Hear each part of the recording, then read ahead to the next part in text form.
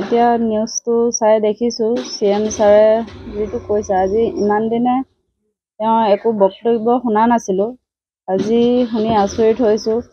ইমান তৎক্ষণাত 90% জাহাংগীৰ বুলি ক'ব পাৰিছে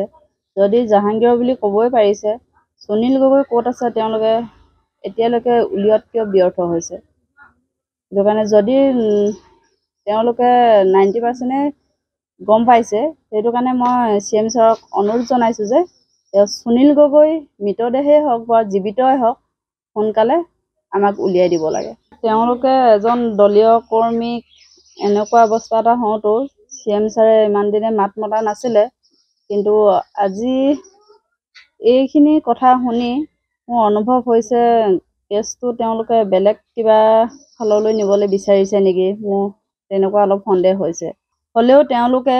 মোক এতিয়া মুঠতে ন্যায় লাগে আৰু যদি সুনীল গগৈ নহয় সুনীল গগৈক উলিয়াই আনি দিব লাগে মোক সেইটোৱেই লাগে এতিয়া সন্দেহটো হৈছে কাৰণ কেলে আমি সৰু হোৱা মানুহ আমাৰ কথাবোৰৰ কোনো মূল্য নাথাকে আমাৰ দুখ সুখৰ কোনো মূল্য নাথাকে গতিকে তেওঁলোকে সেইবিলাকৰ মূল্য বুজিও নাপায় সেইটো কাৰণে মোক মানুহজনক উলিয়াই দিব লাগে মোৰ কথা হ'ল সেইটোৱেই আৰু ধুবুৰীৰ পৰা এতিয়া যিটো নিউজ পাইছোঁ তেওঁলোকৰ ঘৰৰ মানুহগৰাকীয়ে কৈছে যে আমাৰ ইয়াত থকা 5 বছৰ হৈছে আৰু 5 লাখ টকা দিবলৈ আছে এইটো সম্পূৰ্ণ মিছা কথা আমাৰ ইয়াত থকা এবছৰ হৈছে আৰু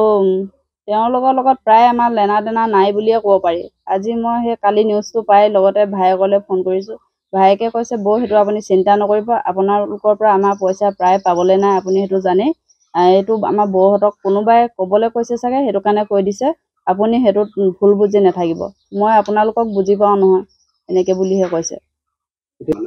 নাই আমাৰ ইয়াত কোনো শত্ৰু নাই তেনেকুৱা জাহাংগীৰৰ কোনো শত্ৰু নাই সেইটো কাৰণেই মোক লাগে যে যিজনেই হওক নহওক এজনটো হ'ব কিন্তু বাকী যিজন নাই সেইজনক উলিয়াই দিব লাগে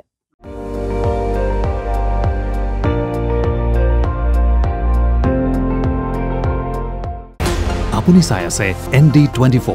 সৰ্বশ্ৰেষ্ঠ নহয় সৰ্বোত্তমৰ দৌৰত